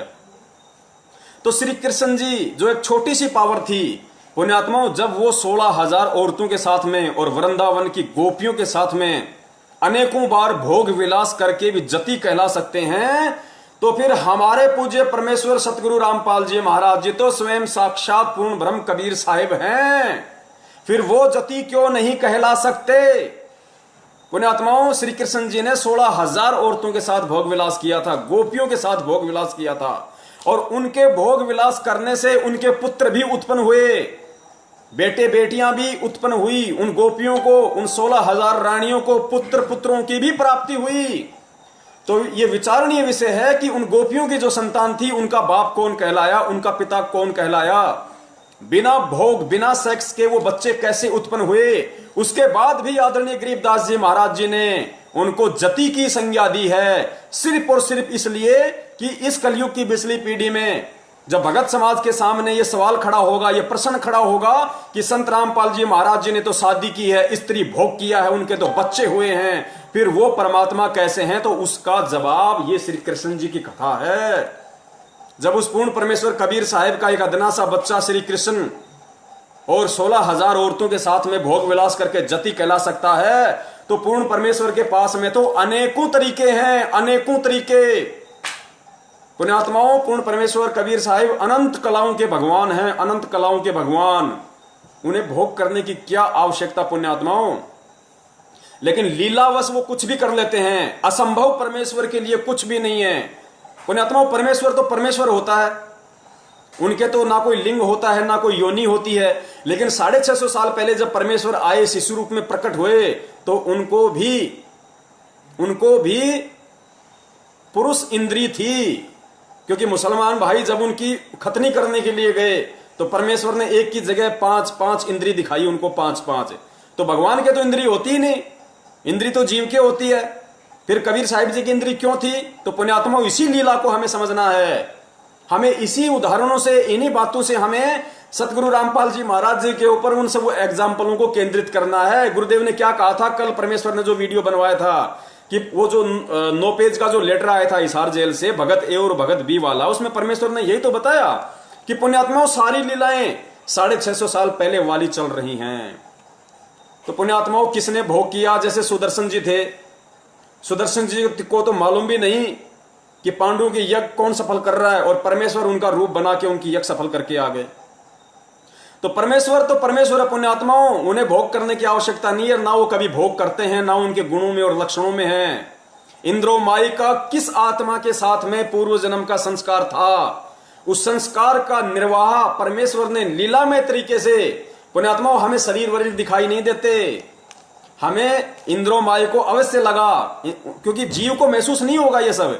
जिस प्रकार उन गोपियों को महसूस नहीं हो रहा था, जिस प्रकार उन गोपियों को पता नहीं पड़ा, उन गोपियों को महसूस नहीं हुआ, उन्होंने कभी भी ये मन में नहीं लाए कि श्री कृष्ण के अलावा हमारे साथ किसने भोग किया होगा क्या। वो तो आश्चर्य में पड़ गई कि श्री कृष्ण ने तो अनेकों बार हमारे साथ भोग विलास किया है, ये कैसा अचरज हो गया। इसी प्रकार अनारो माई को इस बात का तनिक भी आभास नहीं हो सकता, उनको तनिक भी एहसास नहीं हो सकता, जिस प्रकार उन गोपियों को नहीं हुआ। और जब गोपियों को नहीं हुआ और फिर श्री कृष्ण जी जति कहला सकते हैं, तो इधर हमारे परमेश्वर तो उनके बाप हैं, बाप, ये क्या नहीं कर सकते। तो पुण्यात्माओं ये उदाहरण हमें समझने पड़ेंगे। परमेश्वर के ये अनमोल वचन, ये सत्संग गुरुदेव ने क्या बताया। क्या कभी भी सतलोक आश्रम बरवाड़ा में गुरुदेव ने कभी भी किसी भगत को किसी भी सत्संग में ये कहा कि भाई मेन गेट के पास में जो शंका समाधान का एक कमरा बना हुआ है, वहां मैंने मेरे छोटे भाई महेंद्र को बैठा रखा है और तुम भक्तों को जो भी शंका हो वहां जाके समाधान करवा लो? कभी नहीं कहा परमेश्वर ने, कभी नहीं कहा। क्यों नहीं कहा? क्योंकि परमेश्वर को पता है कि यदि ये दूसरों के आश्रित हो जाएंगे तो जीव जीव को भ्रमित कर सकता है, जीव जीव को भ्रमित कर सकता है। इसलिए परमेश्वर बार बार कहा करता थे कि पुण्यात्माओं यदि कोई चीज तुम्हारी समझ में नहीं आ रही है, क्योंकि तुम जीव हो, तुम्हारी बुद्धि अभी उस स्तर की नहीं है, उतना काम नहीं करेगी। इसलिए जब ये दास सत्संग करता है या तुम इस दास के सत्संग सुनते हो और यदि तुम्हें कोई चीज समझ में नहीं आती है तो मन में विक्षेप लेके मत आना, कोई शंका पैदा मत करना, तुम सत्संग ही सुनते रहना। एक ना एक दिन तुम्हारी शंका का निवारण किसी न किसी सत्संग में वो अंतर्यामी परमात्मा कर ही देगा। तो पुण्यात्माओं महेंद्र जी को तो सतलोक आश्रम बरवाड़ा में वो पद देना बहुत जरूरी था, क्योंकि वो सतगुरुदेव जी का सांसारिक रूप में छोटा भाई था, बराबर की टक्कर थी भाई। और महेंद्र जी को यदि छोटा मोटा पद परमेश्वर यदि इस तरह का ना देते तो वो नया बखेड़ा वहां पे शुरू कर देता, जो परमेश्वर के लिए और जी का झाड़ बन जाता वहां पे। इसलिए उसके मन की तृप्ति के लिए, उसके पाखंडवाद को बढ़ावा ना मिले, उसके मन की तृप्ति हो जाए, वो थोड़ा सा न्यूट्रल हो जाए, निष्क्रिय हो जाए, इसलिए उसको अन्य भक्तों से बढ़कर मान सम्मान जबरन दिया गया वहां पे। परमेश्वर अंतर्यामी है, परमात्मा को सब पता है कि कौन भगत क्या बखेड़ा खड़ा करेगा, संगत में कुसंगत कौन है, कब वो भगत संगत में बांस बन के खड़ा हो जाएगा, खुद भी जलेगा और दूसरों को भी जलाएगा। तो ये उन भगत भाइयों की शंका का निवारण हो गया होगा पुण्यात्माओं। और दूसरा पुण्यात्माओं, हम विचार करें इन सब बातों पे, जो भी हमारे भगत भाई बहन 8 सितंबर 2020 को भगवान का जन्मदिन मनाने जा रहे हैं। अब शर्म तो उनको नहीं आएगी, क्योंकि जब परमेश्वर बुद्धि देंगे तभी उनके समझ में आएगी, और बुद्धि देने में तो परमेश्वर ने कोई कमी छोड़ी नहीं। तो जाहिर सी बात है उनका कोई पिछला संस्कार ही कमजोर है, माड़ा है, जिस वजह से वो ज्ञान को आधार नहीं बना पा रहे। पुण्यात्माओं, विचार करो, विचार करो। हम जिस परमात्मा कबीर साहिब जी का, आप भूल जाओ संत रामपाल जी महाराज जी को। पुण्यात्माओं, हमारे लिए संत रामपाल जी महाराज जी को भूलने का मतलब जो दास आपको बोलना चाह रहा है, उसका मतलब ये ना समझ लेना आप लोग कि अपने गुरुदेव को भूल जाओ। संत रामपाल जी महाराज जी एक जो ओवरकोट हैं, जो एक शरीर हैं, जो कबीर परमेश्वर ने उस शरीर को जो माध्यम बनाया है, दास उसकी बात कर रहा है। उसके अंदर जो आत्मराम है, जो हमारा कबीर परमात्मा है, जो सौद स्वरूपी राम है, तेज पुंज वाला है, मैं उसकी बात कर रहा हूं कि हमने उनको याद रखना है। वो केवल एक माध्यम बने हुए हैं वर्तमान में, ओवरकोट पहन के संत रामपाल जी महाराज जी के स्वरूप का। तो पुण्यात्माओं, हमारे लिए ठीक है, वो तो माध्यम वो बना के रखेंगे इस काल लोक के विधान के अनुसार। तो दास ये कहना चाह रहा था कि दास के घर में कबीर साहिब जी का जो फोटो हम मानते हैं कि ये परमात्मा का फोटो है, ये उनका चित्र है, नहीं पुण्यात्माओं। दास अपने घर में कबीर साहिब जी का जो दाढ़ी मूछ वाला फोटो वो नहीं रखता। दास अपने घर में केवल अपने परम पूज्य सतगुरु रामपाल जी महाराज जी का ही एक मात्र फोटो रखता है, अन्य किसी का फोटो नहीं रखता है। क्योंकि परमेश्वर कहते हैं कि एक कै साधे सब सदें और सब साधे सब जाए, माली सींचे मूल को फले फूले घाए। और एक आत्मा के दो पति नहीं हो सकते, नेवर कदापि। तो हमें एक में ही भाव रखना है, हमें एक में ही श्रद्धा रखनी है। यही संत रामपाल जी महाराज जी के रूप में जो साक्षात कबीर परमेश्वर बैठे हैं, वही हमारा पिता है, वही हमारा बाप है, वही हमारा पिता है, वही हमारा पति है। इसके अतिरिक्त हमने अन्य की कोई आस्था रखनी ही नहीं। अरे परमेश्वर के तो असंख्य रूप हैं। एक कबीर साहिब जी की फोटो हम क्यों लगाते हैं? मुनिंदर ऋषि की लगाओ, करुणामय जी की लगाओ, केशव बंजारे की लगाओ, वो तो समस्त वेद के रूप में भी आए थे, वो तो गरीबदास जी महाराज जी के रूप में भी थे, वो तो ईसा मसीह के रूप में भी बाद में अपनी भगत की महिमा को बनाए रखने के लिए प्रकट हो गए थे। वो तो मंसूर का रूप धारण करके भी शहर में घूम रहे थे, हजारों मंसूर बन के। स्वयं साक्षात वो कबीर परमेश्वरी तो था। तो पुण्यात्माओं, हमने केवल वर्तमान में जिससे हमारा बेड़ा पार होना है। पुण्यात्माओं, जैसे गुरुदेव ने हजारों बार बताया कि भाई जिसको सेव खाने की इच्छा है, जिसको आम की भूख है, उसके सामने एक तो आम का चित्र रख दिया जाए और एक साक्षात आम रख दिया जाए, तो मूर्ख से मूर्ख आदमी भी, मंद बुद्धि से मंद बुद्धि प्राणी भी, जिसको भूख लगी होगी, पुण्यात्माओं, वो चित्र को नहीं उठाएगा, वो देखे भी नहींगा उस चित्र की तरफ। वो तो उस आम को उठाएगा तुरंत और छील छाल के तुरंत खा लेगा अपनी भूख मिटाने के लिए। तो पुण्यात्माओं, आप और हम पुण्यात्माओं को भक्ति की भूख है, भक्ति की भूख, हमें सतलोक जाना है। और हमारा आम, जीता जागता आम वक्त गुरु संत रामपाल जी महाराज जी है, जिससे हमारी वो प्यास मिटेगी, वो भक्ति की भूख मिटेगी। उस चित्र से नहीं मिटेगी। वो चित्र ना आज हमें सत्संग सुना सकता, वो चित्र ना आज हमारी शंकाओं का निवारण कर सकता, वो चित्र ना हमें लाभ दे सकता, वो चित्र ना हमारा कोई मार्ग दर्शन कर सकता, वो चित्र ना हमें कोई आशीर्वाद दे सकता, और ना उस चित्र से हमारा कोई काम सर सकता। तो उस चित्र का हमारे जीवन में क्या यूज? कोई यूज नहीं है। उस चित्र का यूज केवल संत रामपाल जी महाराज जी के लिए था, कबीर को भगवान साबित करने के लिए, आप और हमारे से, जगत वालों से देवी देवताओं की भक्ति छुड़वाने के लिए, हटवाने के लिए। उनकी मजबूरी थी, उनको वो चित्र आधार बनाना था कि परमात्मा कबीर जी हैं जो 650 साल पहले आए थे। उसके अलावा उस चित्र का आप और हमारे जीवन में वर्तमान में कोई महत्व नहीं, कोई औचित्य नहीं है। यदि हमारे जीवन में कोई महत्व है तो केवल कबीर साहिब जी की वास्तविक फोटो जो आज संत रामपाल जी महाराज जी के रूप में वो हैं, उनसे हमारे पाप कटेंगे। परमेश्वर ने कभी नहीं कहा कि भाई कबीर जी के फोटो के दर्शन करने से हमारे पाप कर्म कट जाएंगे। नहीं, परमेश्वर क्या कहते हैं? कबीरा दर्शन साधु का, मुख पर बसे सुहाग, दर्श उन्हीं को होते हैं जिनके पूर्ण भाग। और कबीरा दर्शन साधु का, परमात्मा आवे याद, लेखे में वो है गड़ी, बाकी के दिन बर्बाद। साधु दर्शन, साधु की याद, तो साधु बनके आज कौन आया है? कबीरा दर्शन साधु का, तो हमारे लिए साधु कौन है? साधु रूप में कौन आया है? साहिब से सतगुरु भय, सतगुरु से भय साध। वो परमेश्वर ही तो खुद साहिब है। साहिब से वो सतगुरु की भूमिका करता है, और सतगुरु से बनता है फिर साध। और फिर कहते हैं कबीरा दर्शन साधु का, परमात्मा आवे याद, लेखे में वही घड़ी बाकी के दिन बर्बाद। तो हमारे लिए तो जो साधु रूप में सतगुरु रामपाल जी महाराज जी वर्तमान में प्रकट हैं, 8 सितंबर 1951 के दिन भारतवर्ष की इस पवित्र भूमि पे हम सब आत्माओं के आत्म कल्याण के लिए, उद्धार के लिए, चाहे उनकी फोटो हो चाहे वो साक्षात हो, वो आज हमारे लिए महत्व रखती हैं। उनकी फोटो देखने से भी हमारे उतने ही हमारे मन की भाग जागृत होंगे, हमारे पुण्य बनेंगे, जितना कि हम उनको साक्षात देखें। क्योंकि फोटो देखेंगे तो भी हमें संत रामपाल जी की ही याद आएगी, हमें उनके वो आशीर्वाद देते हुए हाथ याद आएंगे, उनका वो मुस्कुराता हुआ चेहरा याद आएगा, नाम दीक्षा देते समय उनकी वो परछाई हमारे समक्ष आएगी। तो पुण्यात्माओं, हमें साधु रूप में कबीर साहिब जी जो प्रकट हैं वर्तमान में संत रामपाल जी महाराज जी के रूप में, चाहे वो साक्षात हो चाहे उनकी फोटो हो, वही हमारे लिए पूजनीय है, वही हमारे लिए आदरणीय है, वही हमारे लिए सम्माननीय है।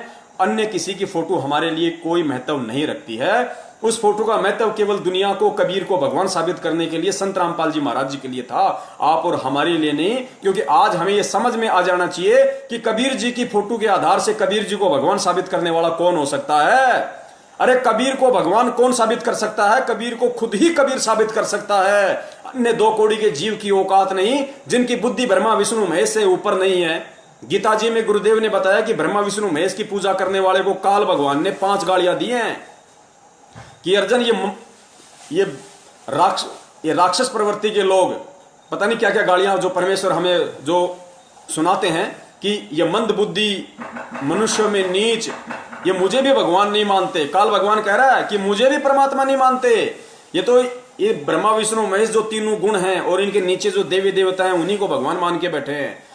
तो पुण्यात्माओं, जिस 21 ब्रह्मांड के जिस प्राणी की बुद्धि काल से ऊपर नहीं है, आप इस 21 ब्रह्मांड में जितने भी बड़े बड़े जो ऋषि मुनि हुए हैं, साधु महात्मा हुए हैं, जो तपस्वी हुए हैं, दुर्वासा जैसे, वशिष्ठ जैसे, वाल्मीकि जैसे, विश्वामित्र जैसे, मार्कंडे जैसे, चुणक जैसे पुण्यात्माओं, परमेश्वर ने कितने उदाहरण बताए। उनकी बुद्धि ओम नाम से ऊपर नहीं गई, काल से ऊपर उनकी बुद्धि नहीं गई कि काल से ऊपर भी कोई भगवान है। तो पुण्यात्माओं, इस कलयुग में, इस पिछली पीढ़ी में, और काल से ऊपर महाकाल जिसको हम अक्षर ब्रह्म कहते हैं, और अक्षर पुरुष से ऊपर पूर्ण ब्रह्म, पार ब्रह्म कबीर साहेब, उसकी जानकारी स्वयं कबीर के अलावा दुनिया को कौन दे सकता है? क्या आज से पहले किसी ने बताया अक्षर पुरुष के बारे में, गीता जी में लिखा होने के बाद भी? तो पूर्ण परमेश्वर कबीर साहेब की जानकारी स्वयं कबीर ही आकर दे सकता है। इसलिए गुरुजी बार बार सत्संगों में कहते हैं, इशारा करते हैं कि पुण्यात्माओं, 650 साल पहले परमात्मा ने तत्वदर्शी की भूमिका निभाई थी, सतगुरु की भूमिका निभाई थी, और सतगुरु की भूमिका केवल परमेश्वर ही निभाता है। तत्वदर्शी संत की भूमिका केवल परमात्मा स्वयं ही निभाता है। अपने द्वारा रची गई सृष्टि की सही सही जानकारी वो कबीर साहब स्वयं ही आकर यहां देता है।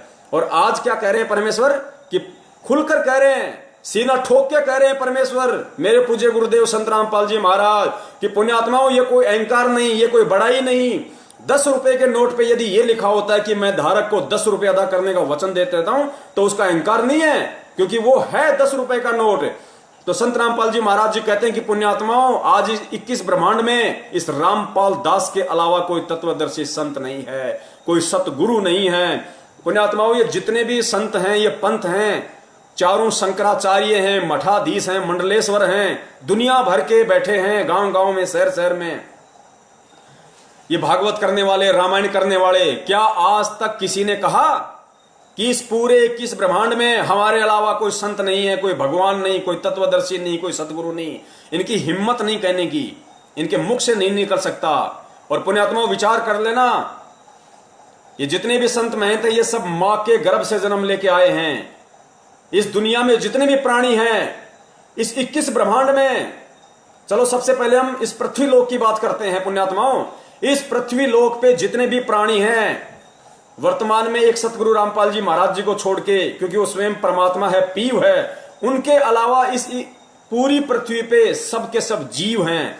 ये चाहे कितने ही बड़े बड़े महात्मा बने बैठे हों, शंकराचार्य बने बैठे हों, इनकी औकात नहीं कि अपने माँ बाप को उपदेश दे सकें, ये अपने माँ बाप से दंडवत प्रणाम करवा सकें।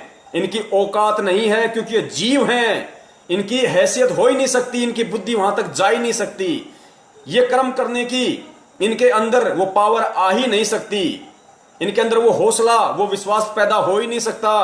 तो पुण्यात्माओं, इस पूरी पृथ्वी का ये इतिहास है, इस पूरी पृथ्वी का ये इतिहास है कि संत रामपाल जी महाराज जी के अलावा पुण्यात्माओं परमेश्वर 650 साल पहले भी आए थे, लेकिन नीरू नीमा ने कभी उनको दंडवत नहीं किया, क्योंकि गुरुजी ने बताया कि वो कभी उनको परमात्मा नहीं मानते थे। वो जब भी कहा करते थे कि मैं परमात्मा हूं और तुम मेरे बच्चे हो और भक्ति करो, मेरे से नाम लो, तो नीरू नीमा कहते थे हट मारूंगी, भग जा यहां से, बड़ा आया भगवान बनने वाला, हमारा भगवान बनेगा ये। तो पुण्यात्माओं, यही स्थिति आदरणीय गरीबदास जी महाराज जी के साथ में थी। तो पुण्यात्माओं, आज संत रामपाल जी महाराज जी ही वो अकेले एकमात्र इकलौते संत हैं पूरे विश्व में जिनके माता पिता उनको दंडवत प्रणाम आश्रम में किया करते थे। ये पहचान होती है पूर्ण परमेश्वर की, वरना एक 2 कौड़ी का जीव अपने माँ बाप से कभी दंडवत नहीं करवा सकता। किसी की औकात नहीं है पुण्यात्माओं इस पूरी सकल सृष्टि में। ये औकात केवल उसी की होती है जो स्वयं परमेश्वर होता है, और उस परमेश्वर के आगे ऑटोमेटिक, चाहे माँ बाप हो, चाहे भाई बंधु हो, चाहे कोई कितना ही बड़ा कोई सेठ हो, चाहे महात्मा हो, उनको झुकना ही पड़ता है उस परमेश्वर के आगे। जैसे 5 पांडव और श्री कृष्ण महाभारत के बाद जब वो अश्वमेध यज्ञ कर रहे थे, तो श्री कृष्ण जी तो राजा था, युधिष्ठिर भी राजा था, 5 पांडव राजा के भाई थे, और सुपथ सुदर्शन रूप में एक वाल्मीकि जाति के रूप में परमेश्वर वहां झोपड़ी में वाल्मीकि की जगह, सुपथ की जगह जाके बैठ गए। श्री कृष्ण जी समेत 5 पांडवों ने दंडवत प्रणाम किया, क्योंकि परमेश्वर कहते हैं कि चुंबक के आगे लोहे की औकात नहीं है, उसको नीचा होना ही पड़ता है, उसको झुकना पड़ता ही पड़ता है। तो पुण्यात्माओं, ये एक बहुत जबरदस्त ये प्रमाण है भक्तों के लिए। जगत हो सकता है इस चीज पे यकीन ना करे अभी, क्योंकि पुण्यात्माओं परमेश्वर से जुड़ने का हर आत्मा का संस्कार है। देखो, हमारे परम पूज्य सतगुरुदेव जी 1994 से नाम दीक्षा दे रहे हैं। इस दास ने 12 अप्रैल 2013 को ही नाम दीक्षा क्यों ली? आप जैसे भगत भाइयों ने 2014 में, 2013 में, 2012 में, किसी ने 2000 में, किसी ने 2004 में ही नाम दीक्षा क्यों नहीं ली? 1994 से नाम दीक्षा क्यों नहीं ली? क्योंकि हमें मालूम भी नहीं पड़ा कि पृथ्वी पे कोई परमात्मा भी है क्या, परमात्मा भी होता है क्या, भगवान भी होता है क्या। लेकिन जब हमारा उस परमेश्वर से जुड़ने का संस्कार आया, वो समय आया, वो निश्चित दिन आया, तो हमें भगवान का भी ज्ञान हो गया, हमें सत्संगों की महत्वता भी समझ में आने लगी, हमें भगवान की जानकारी भी हो गई, और भगवान ने किसी न किसी को निमित्त बना के, चाहे टीवी के माध्यम से, चाहे पुस्तक के माध्यम से, चाहे किसी सत्संग के माध्यम से, चाहे किसी भाई बहन के माध्यम से, किसी को भी निमित्त बनाया उस परमेश्वर ने और अपनी शरण में ले लिया, खींच लिया। क्यों? क्योंकि हमारा समय आ गया था, वो ठीक का समय आ गया था। तो पुण्यात्माओं, ठीक के समय के बिना कुछ भी नहीं घटित होगा यहां पे।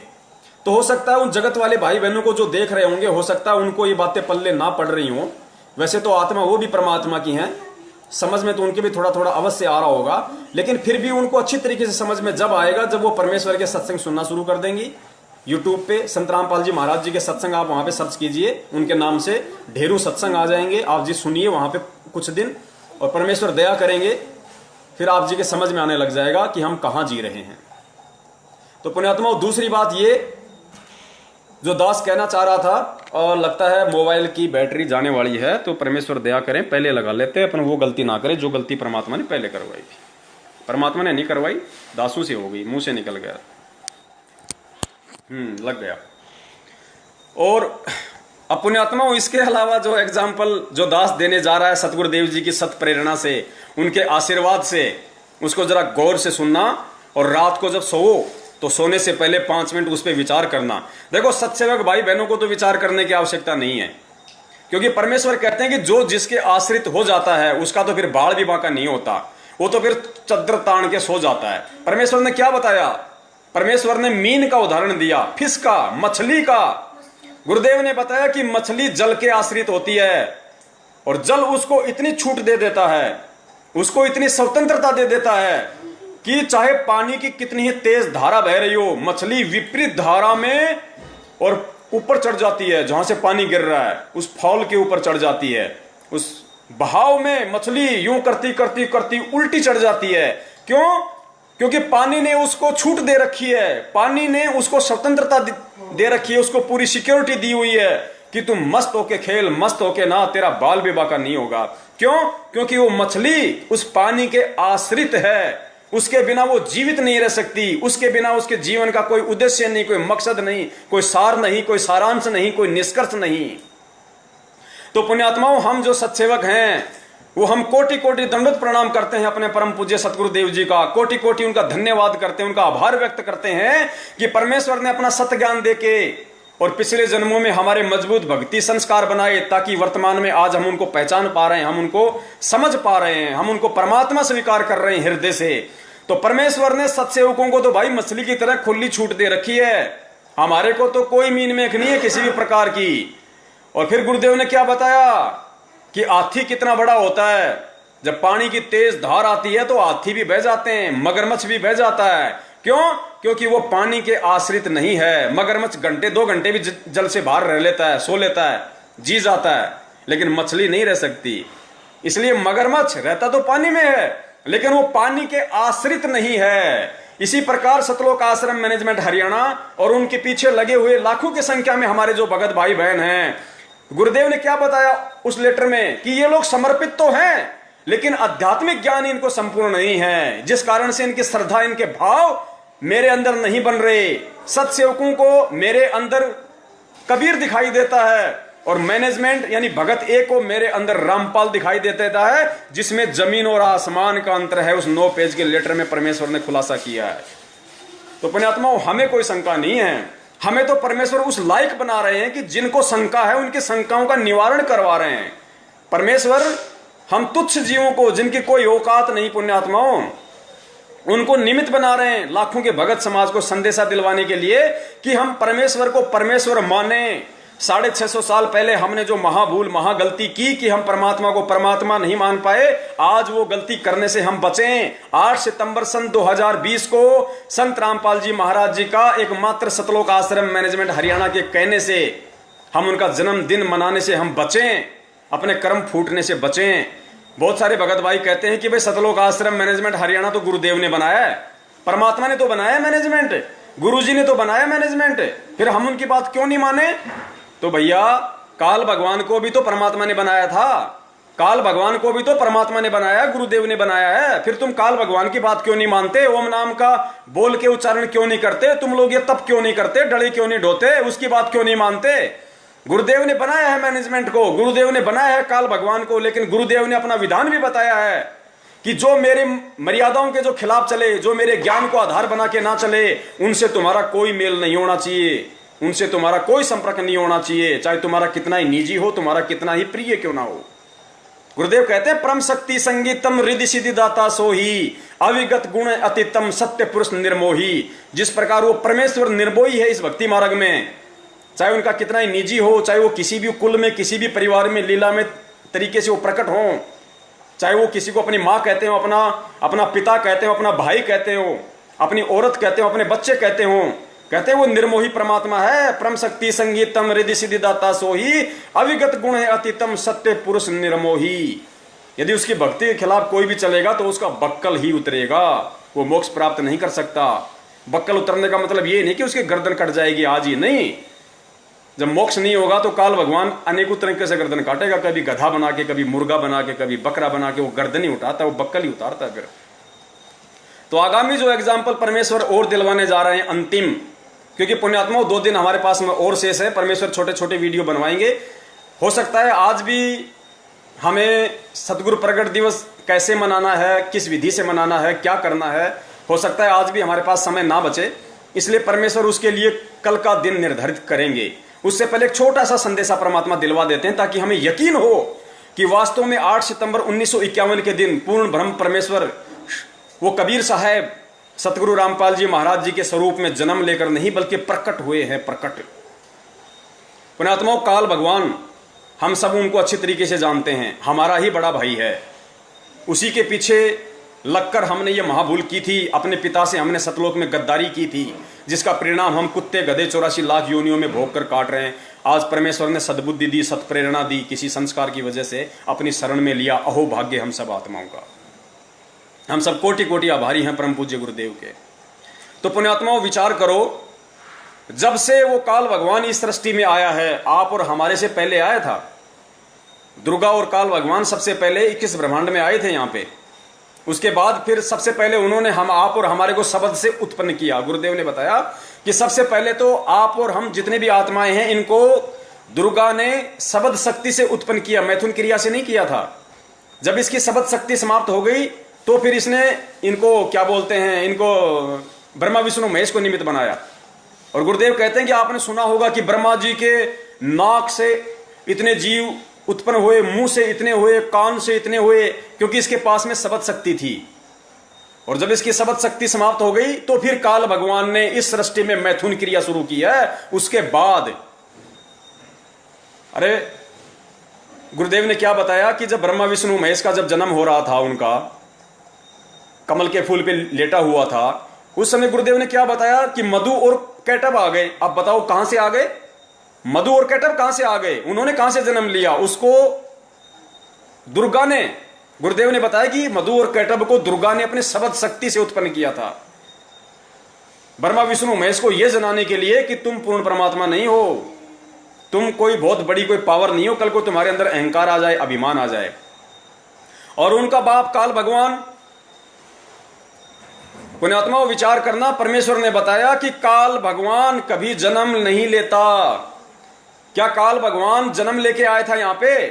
और काल भगवान ने कितनी बार अपना शरीर छोड़ा है? तो क्या दूसरा शरीर वो जन्म लेके छोड़ता है? किसी मां के पेट से जन्म लेता है?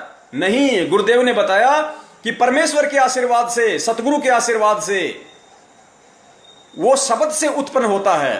ये सभी आत्माएं दूसरे ब्रह्मांड में चली जाती हैं। दुर्गा और काल को भी परमेश्वर अपने शब्द शक्ति से दूसरे ब्रह्मांड में भेज देता है। फिर नए सिरे से दुर्गा और काल की उत्पत्ति अपने शब्द से करता है परमात्मा।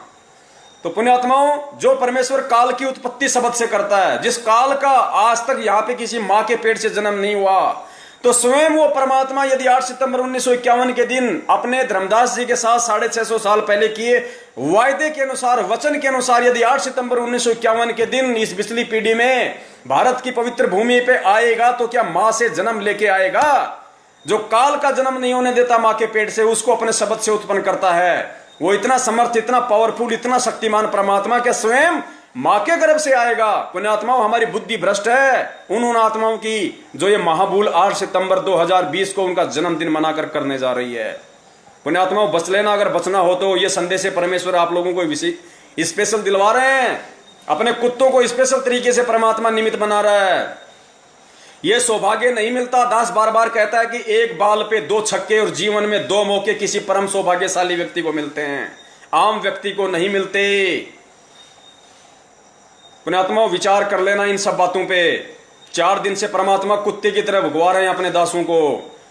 सिर्फ तुम्हें एक पवन दास दिखाई दे रहा है यूट्यूब पे, फेसबुक पे, व्हाट्सएप पे। नहीं, इस पवन दास की बिल्कुल भी औकात नहीं है। यदि मेरे सत्सेवक भगत भाई मुझे ये सबूत ना दें, यदि वो परमेश्वर के अनमोल जो सत्संग है, मेरी बहनें, मेरे भाई, वो यूट्यूब से गुरुजी के वो सत्संग सुनते हैं, एक एक शब्द को ध्यान से सुनते हैं, और जैसे ही परमात्मा उनको प्रेरणा करते हैं कि ये तो बड़ा अनमोल उदाहरण दिया है परम पूज्य गुरुदेव ने, उसकी तुरंत उसकी कटिंग कर लेते हैं, वो दास को भेजते हैं। फिर परमेश्वर दास को सद्बुद्धि दे देते हैं उस चीज को सही तरीके से व्याख्या करने की, उसका वर्णन करने की। अन्यथा पुण्यात्माओं, इस पवन दास की तो कुत्ते से, सूअर से बढ़ के भी औकात नहीं है। मेरे रिश्तेदार भी सुन रहे हैं इस वीडियो को, मेरे भाई बंधु भी सुन रहे हैं, मेरे गांव वाले भी सुन रहे हैं, सब सुन रहे हैं पुण्यात्माओं। और इस दास की औकात नहीं है तो नहीं है भाई। मुझे रिश्तेदार नहीं चाहिए, मुझे भाई बंधु नहीं चाहिए, मुझे वो बहनें नहीं चाहिए जो परमेश्वर के मार्ग में नहीं आ पा रही बार बार संदेशा देने के बाद भी। मुझे वो जीजा साली नहीं चाहिए जो बार बार संदेशा दिलवाने के बाद भी भगवान को नहीं समझ पा रही, नहीं आ रही। मुझे वो गांव वालों की कोई जरूरत नहीं है। मुझे जो परमेश्वर पृथ्वी पे आया हुआ है, उनको संदेशा भी चला गया, फिर भी वो मालिक के शरण में नहीं आ रहे। तो पुण्यात्माओं, इस दास की एक कुत्ते से बढ़ के औकात नहीं है। यदि मेरे भगत भाई बहन, सत्सेवक भगत भाई बहन, यदि मुझे वो सबूत उपलब्ध ना करवाएं तो इसमें किसी का कोई श्रेय नहीं है पुण्यात्माओं। और यदि श्रेय है तो सबसे बड़ा श्रेय केवल परम पूज्य सतगुरु रामपाल जी महाराज जी का है, और उसके बाद यदि किसी का श्रेय है तो मेरे सत्सेवक भगत भाई बहनों का है, और तीसरे नंबर पे इस कुत्ते का है जो उनके बिना ये एक जुबान भी नहीं निकाल सकता यहाँ पे, यदि वो सबूत वो भाई बहन मुझे उपलब्ध ना करवाएं तो पुण्यात्माओं परमेश्वर दया करें। आज के लिए इतना ही काफी। कल यदि परमात्मा दास को निमित्त बनाएंगे तो जरूर दास कल भी लाइव आएगा कुछ नई शंकाओं के साथ में और उनके समाधान को लेके, क्योंकि 2 दिन हमारे पास में है। परमेश्वर दया करेंगे कल हम इस बात पे चर्चा करेंगे कि भाई कैसे और किस विधि से हम परमेश्वर का प्रकट दिवस मनाएं, क्योंकि सतलोक आश्रम मैनेजमेंट हरियाणा वालों ने तो कई पाबंदियां लगा दी हैं। पुण्यात्माओं, हम जानवर नहीं हैं, हम गधे नहीं हैं।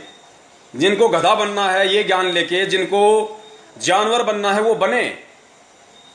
हमें डंडे के जोर से नहीं चलना कि हमें कोई छड़ी दिखाएगा तब हम इधर मुड़ेंगे, कोई छड़ी दिखाएगा तो इधर मुड़ेंगे, नहीं।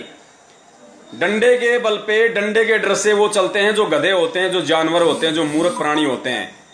और वो लोग भूमिका निभा रहे हैं उस डंडे के इशारे से चलने की, जो सतलोक आश्रम मैनेजमेंट हरियाणा के पीछे लगे हुए हैं। अरे विचार करो पुण्यात्माओं, गुरु जी तुम्हें आदेशों का गुलाम नहीं बनाना चाहता। गुरु कभी नहीं चाहता कि मेरा बेटा, मेरा बच्चा मेरे आदेशों का गुलाम बने। गुरु का सबसे बड़ा आदेश उसका सत्संग है। तुम सुबह सुबह नित्य नियम करते हो, उसमें सारे आदेश ही तो हैं गुरुदेव के। अभी जो लॉकडाउन चल रहा था, कुछ लोगों को इन्होंने जिंद में, रोहतक वगैरह में कहां पे भंडारा करवा दिया और आदेश दे दिया कि कोई भी उनको इस तरीके से भंडारा नहीं करवाएगा, गुरुदेव का आदेश है, हमें करवाना है। अरे क्यों, काहे का आदेश है गुरुदेव का? अरे गुरुदेव तो रोज आदेश देते हैं भाई। नित्य नियम में कहे कबीर पुकार के, दोए बात लख ले, एक साहिब की बंदगी और भूखों को कछु दे।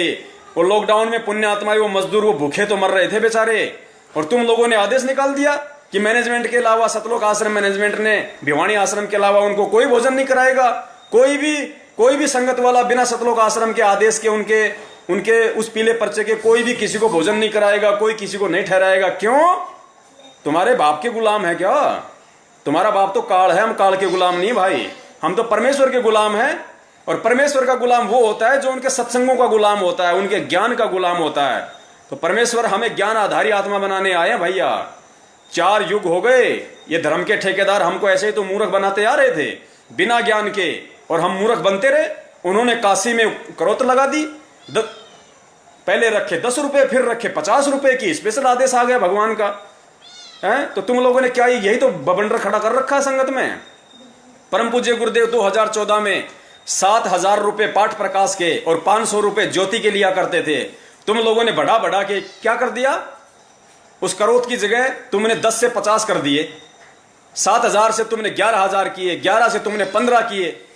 शर्म आनी चाहिए तुम लोगों को, लेकिन शर्म आएगी नहीं, क्योंकि इन बातों का असर तुम पे नहीं होगा। हमें पता है इन सब बातों का। सतलोक आश्रम मैनेजमेंट हरियाणा पे, नामदान केंद्र वालों पे और कोऑर्डिनेटरों पे ना तो मुझ पवन दास की किसी बात का कोई असर होगा और ना ही सतगुरुदेव जी के किसी सत्संग का कोई असर होगा। क्यों नहीं होगा? ठीक उसी तरह नहीं होगा जिस प्रकार सतगुरु रामपाल जी महाराज जी के संदेशों का अन्य नकली धर्म गुरुओं पे नहीं हो रहा, शंकराचार्यों पे नहीं हो रहा। गुरुदेव को भी इस बात का अच्छे से पता है कि उन पे कोई असर नहीं होगा, क्योंकि वो तो मान बढ़ाई में धस चुके हैं, उन पे नहीं होगा। लेकिन उनके पीछे जो भोली आत्माएं लगी हुई हैं, जो करोड़ों की लाखों की संख्या में जो बेचारा भोला भगत समाज है, वो मेरी बातों पे विचार करेंगे, मंथन करेंगे। तो हमें पता है कि ये मैनेजमेंट वाले, ये कोऑर्डिनेटर, ये सतलोक आश्रम मैनेजमेंट, उनका परिवार सतगुरुदेव जी का, इन पे असर नहीं होगा। इनको तो हम जहर दिखाई दे रहे हैं। अब बहुत सारे जो मैनेजमेंट वाले देख रहे हैं, वो तो ये देख रहे हैं कि पवन दास अगर इस मोबाइल से बाहर निकल जाए तो अभी इसकी घेटी दबा दें, अभी इसकी गर्दन दबा दें इसकी। हमें पता है बड़े भैया, परमात्मा को भी लोगों ने इसी तरीके से मारने की कोशिश की, साजिशें रची कि रामपाल कभी एक बार अगर अकेला आश्रम से बाहर मिल जाए ना तो उसके पंख भी नहीं मिलेंगे। लेकिन वो जानते नहीं कि वो बिना पंखों वाला, भाई बिना पंखों वाला। एक छोटा सा, चलो पुण्यात्माओं, दास नहीं सुनाएगा जो चुटकुला, क्योंकि अब समय नहीं है इतना। परमेश्वर फिर दया करेंगे अपने कुत्ते पे, निमित्त बनाएंगे तो फिर आएंगे। कल वैसे आना ही है, परमेश्वर दया करेंगे। और ये जो वीडियो है, इस वीडियो को आप लोग ज्यादा से ज्यादा शेयर करें हमें शेयर कोई मान बढ़ाई के लिए नहीं करना, हमें शेयर अपने आप को कोई सुप्रीम जताने के लिए नहीं करना, क्योंकि हम गधे हैं। अल्लाह मेहरबान तो गधा पहलवान। इस मैसेज को ज्यादा से ज्यादा वायरल केवल हमें इसीलिए करना है कि 8 सितंबर 2020 को संत रामपाल जी महाराज जी को मानो समझकर, उनको इंद्रो माई से जन्म लिया हुआ मानकर जानकर, हमारे वो भोले भगत भाई बहन जो सतलोक आश्रम मैनेजमेंट हरियाणा के पीछे लगे हुए हैं, भेड़ चाल में चल रहे हैं, एक दूसरे की पूंछ पकड़ के अंधे होके चल रहे हैं, वो समझें, वो विचार करें, वो मंथन करें कि हम क्या गलती करने जा रहे हैं। पुण्यात्माओं, हिसार की छोटी जेल में बैठे, हिसार की छोटी जेल में बैठकर, और आप और हम जो 21 ब्रह्मांड रूपी इस बड़ी जेल में बैठे हैं ना, हम कैदियों की रहनी करनी देख रहा है वो परमात्मा। उस परमात्मा के लिए कोई कैद नहीं है, कोई कर्म लागू नहीं होता, भगवान पे कोई कर्म लागू नहीं होता। हम सुबह सुबह नित्य नियम में पढ़ते हैं ना कि काल कर्म लागे नहीं, ऐसी कुछ वाणी है परमात्मा की। उस परमेश्वर पे काल के कोई कर्म लागू नहीं है। पुण्यात्मा, विचार करना, इस लोक के नियम भी केवल इंसानों पे लागू हैं। अगर मैंने किसी का मर्डर कर दिया, आपने किसी का मर्डर कर दिया, तो पुण्यात्मा पुलिस पकड़ के 2 मिनट में कोर्ट में हाजिर कर देगी, रिमांड होगा वो अलग। और यदि 2 सांड आपस में लड़ रहे हैं और बीच में कोई आदमी आ गया और सींग उसको लग गया, वो मर गया, तो उस सांड को कोई जज के सामने प्रस्तुत नहीं करता, कोई पुलिस पकड़ के उसको लेके नहीं जाती कि साहब इसने तो उस आदमी, उसको रामचंद्र को मार दिया इसने। अब वो जज ना उसको कोई सजा सुनाता है कि इस काले कलर वाले बैल का 4 दिन का रिमांड लिया जाए। वो बैल उनका रिमांड ले लेगा अगर उन्होंने रिमांड ले लिया तो पुण्यात्माओं, जब इस काल लोक में और जानवरों पे नियम लागू नहीं है, जानवरों पे वो कर्म लागू नहीं है जो इंसानों पे कर्म लागू हैं, तो सोचो उस पूर्ण ब्रह्म परमेश्वर पर कैसे लागू हो सकता है? उस पे लागू नहीं होगा। क्यों? क्योंकि कर्म लागू उस पे होते हैं जो मां के गर्भ से जन्म लेके आता है।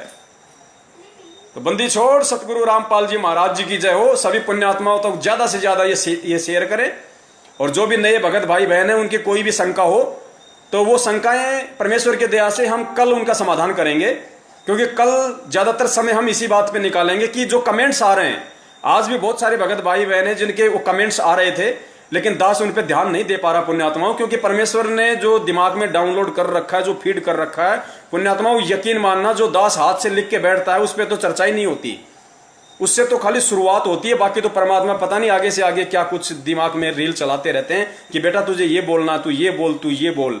कहते हैं ना, गरीब दास हर रूप में तू ही बोलनहार। तो परमेश्वर ही आगे से आगे सारा पिक्चर को चलाते हैं। लेकिन फिर भी हम कल परमेश्वर से अरदास करेंगे, हम विनती करेंगे अपने पूर्ण ब्रह्म से कि हमारे भगत भाई बहन जो कमेंट्स में अपने जो शंकाएं जाहिर करते हैं, हो सके तो हम उनका भी समाधान करें, क्योंकि परमेश्वर ने हमें ये आदेश दे रखा है। जब हम नाम दीक्षा लेते हैं तो सत्संगों में भी कई बार सतगुरुदेव जी कहते हैं कि भाई देखो, हर बार हर सत्संग का जिक्र मैं यहाँ सत्संग में नहीं कर सकता, और आप लोग भी हर सत्संग को अटेंड नहीं कर सकते हो। इसलिए जो भी शंका होती है, आप अन्य जो भगत हैं, जो पुराने भगत हैं, आप उनके संपर्क में रहो, उनसे भी आप इन बातों को पूछ सकते हो। तो परमेश्वर दया करें, उसी आदेश को, उसी अधिकार को काम में लेते हुए, वरना हमारी तो कोई औकात नहीं है किसी की शंकाओं का समाधान करने की, लेकिन परमेश्वर के उस सत्संग रूपी आदेश के अनुसार हम उसका यूज करते हुए कल हो सकता है हम जो कमेंट्स में कुछ भगत भाइयों की जो शंकाएं होंगी उनका परमेश्वर निवारण करवाएंगे। तो बंदी छोड़ सतगुरु रामपाल जी महाराज की जय हो। सत साहिब।